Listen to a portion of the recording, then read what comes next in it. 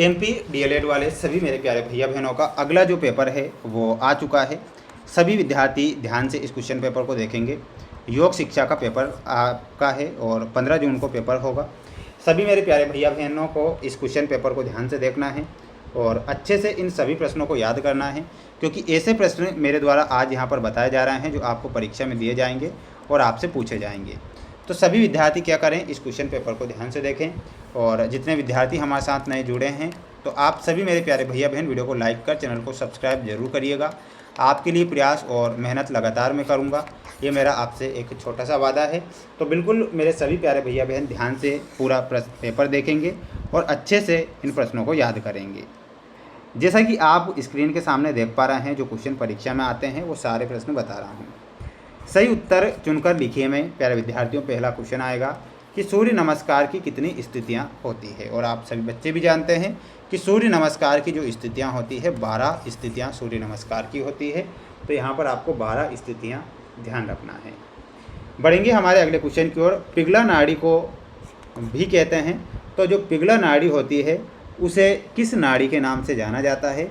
तो ध्यान रखना रहेगा, उसे पिघला नाड़ी को सूर्य नाड़ी के नाम से भी जाना जाता है। तो यहाँ पर आपको क्या लिखना है, सूर्य नाड़ी आपको लिखना रहेगा।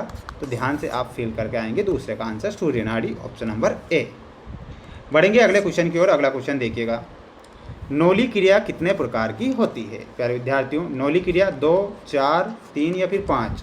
तो नौली जो क्रिया होती है माय डियर फ्रेंड्स, ये 4 प्रकार की नौली क्रिया होती है। तो यहाँ पर आपको 4 प्रकार लिखना है। स्वामी विवेकानंद का जन्म हुआ था, तो स्वामी विवेकानंद का जन्म जो होता है 1863 में। कब हुआ था, 1863 में स्वामी विवेकानंद जी का जन्म होता है। यहाँ पर आप लिखेंगे 1863। अगला क्वेश्चन परीक्षा में आएगा, ध्यान से देखिएगा। भर्तृहरि एक महान कवि हैं। तो भर्तृहरि जो थे वो संस्कृत भाषा के एक महान कवि थे। यहाँ पर आपको संस्कृत भाषा करेक्ट करना है। भर्तृहरि एक महान कवि थे संस्कृत भाषा के। तो ये आप यहाँ पर ध्यान रखेंगे और अच्छे से याद करेंगे। इसके बाद हम बढ़ेंगे हमारे अगले क्वेश्चन की ओर। अगले क्वेश्चन की ओर बढ़ने से पहले मेरे सभी प्यारे भैया बहनों से बस मेरा यही कहना होता है कि आप हमारी जो मेहनत हम करते हैं आपके लिए, उस लिए आप सभी बच्चे वीडियो को लाइक कर चैनल को सब्सक्राइब जरूर करें। और ये आप अगला क्वेश्चन देखिएगा, 2 नंबर में क्वेश्चन आएगा कि आसन के उद्देश्य लिखिए। शुद्धि क्रियाओं का अर्थ लिखकर उनके प्रकार बताइए। नौली क्रिया क्या है, इसके लाभ लिखिए। तो ध्यान से प्यारे विद्यार्थियों इनके आंसर आपको समझना है। देखिएगा, आसन के उद्देश्य आपकी स्क्रीन के सामने आ चुके हैं। आसन योग का एक महत्वपूर्ण अंग है। इसके प्रमुख उद्देश्य निम्नलिखित हैं। प्यारे विद्यार्थियों, इसके जो उद्देश्य होंगे वो आप ध्यान से देखें। एक होता है शारीरिक स्थिरता, एक होता है मानसिक शांति, लचीलापन और प्राणायाम के लिए तैयारी। तो शारीरिक स्थिरता में क्या लिखना है, शरीर को स्थिर और सुदृढ़ बनाना। मानसिक शांति में लिखना है कि मन को एकाग्र करना और तनाव कम करना। लचीलापन में लिखना है मांसपेशियों और जोड़ों में लचीलापन लाना। तो ये भी आपको लिखना है। अगला पॉइंट आपको लिखना है प्राणायाम के लिए तैयारी। शरीर को लंबे समय तक एक ही मुद्रा में बैठने के योग बनाना ताकि ध्यान और प्राणायाम सुलभ हो सके। तो इतना आपको यहाँ पर लिखना है। स्क्रीनशॉट तो आपको तुरंत ले ही लेना है। सभी प्यारे बच्चों से बस मेरा इतना बार बार कहना है कि आपके लिए ही प्रयास और मेहनत मैं करता हूँ। और आप जो बच्चे हैं वीडियो को लाइक करने में भी इतना सोचते हैं कि भाई हमने कुछ आपसे कुछ मांग लिया हो। हम एक छोटी सी चीज़ मांगते हैं कि आप वीडियो को लाइक कर चैनल को सब्सक्राइब जरूर करें, और इसलिए ताकि मैं आपके लिए प्रयास और मेहनत करूँ, है ना। शुद्धि क्रियाओं का अर्थ और प्रकार बताइए। तो इसमें अर्थ क्या लिखना है शुद्धि क्रिया का। शुद्धि क्रियाएं जिन्हें षटकर्म भी कहा जाता है, योग की वे तकनीकी है जो शरीर के आंतरिक अंगों की सफाई और शुद्धिकरण के लिए उपयोग की जाती है। इनका मुख्य उद्देश्य शरीर के दोषों वात पित्त कफ को संतुलित करना है। तो इतना आपको यहाँ पर लिख कर आना है। स्क्रीनशॉट ले लीजिएगा। अब जो इसके प्रकार हैं वो प्रकार कौन कौन से हैं। एक होता है नेति, धोती, बस्ती, नौली, कपालभाति। ध्यान रखना है, नेति, धोती, बस्ती, नौली, कपालभाति। और अगला याद रखना है आपको त्राटक। त्राटक में आँखों की सफाई और एकाग्रता होती है। और ये त्राटक वाला तो मैं भी करके देखूंगा क्योंकि थोड़ी सी आई प्रॉब्लम है ना।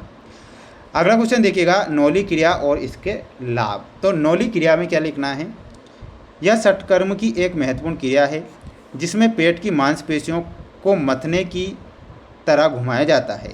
इसमें सांस बाहर छोड़कर पेट को अंदर खींचा जाता है और फिर मांसपेशियों को मध्य दाएं और बाएं संचालित किया जाता है। तो इतना लिखना है। लाभ में आपको क्या लिखना है, ध्यान से आपको लाभ में देखना है।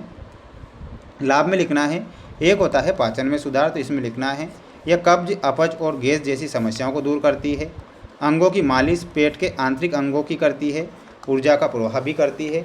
यह मणिपुर चक्र को सक्रिय करने में सहायक करती है, तो ये लिखना है। और वजन नियंत्रित में लिखना है कि पेट की अतिरिक्त चर्बी को कम करने में भी ये मदद करती है, तो इतना आप यहाँ पर करेक्ट करेंगे, तो ये आपको ध्यान रखना है। सभी स्टूडेंट्स, सभी प्यारे भैया बहन, अगला जो क्वेश्चन देखेंगे आपकी स्क्रीन के सामने देख लीजिएगा। और एक और बात मैं कह देता हूँ कि मेरे सभी प्यारे भैया बहन वीडियो को लाइक ज़रूर कर दीजिएगा ना। गोमुख आसन एवं सिंहासन के लाभ लिखिए। आसन से आप क्या समझते हैं, पद्मासन के लाभ क्या हैं। प्राणायाम का अर्थ लिखकर उससे होने वाले लाभों को स्पष्ट कीजिए, तो ध्यान से इनके स्क्रीनशॉट आप ले लीजिएगा। और अगला देखिएगा, सूर्य भेदी प्राणायाम से लाभ एवं सावधानियाँ भी याद करके जाना है आपको, है ना। और अगला क्वेश्चन भी आपको याद करना है कि प्राणायाम में श्वास प्रश्वास की वर्णन कर प्राणायाम के उपयोगी बंद बताइए। उपप्राण किसे कहते हैं। स्वामी विवेकानंद का जीवन परिचय लिखकर और उनके संबंधी विचारों को भी लिखना है। आदि शंकराचार्य एवं पतंजलि के बारे में भी हमें लिख कर आना है, तो स्क्रीनशॉट इनका लेकर आप चैट जीपीटी के माध्यम से भी आप इनके आंसर निकाल सकते हैं। सभी विद्यार्थियों से बस इतना कहना है कि इस वीडियो को ज़्यादा से ज़्यादा लाइक कर, चैनल को सब्सक्राइब जरूर करें और इन आईएमपी क्वेश्चन को पढ़ें, जिससे कि परीक्षा में आपकी हेल्प हो सके। मिलते हैं नेक्स्ट वीडियो में। जय हिंद।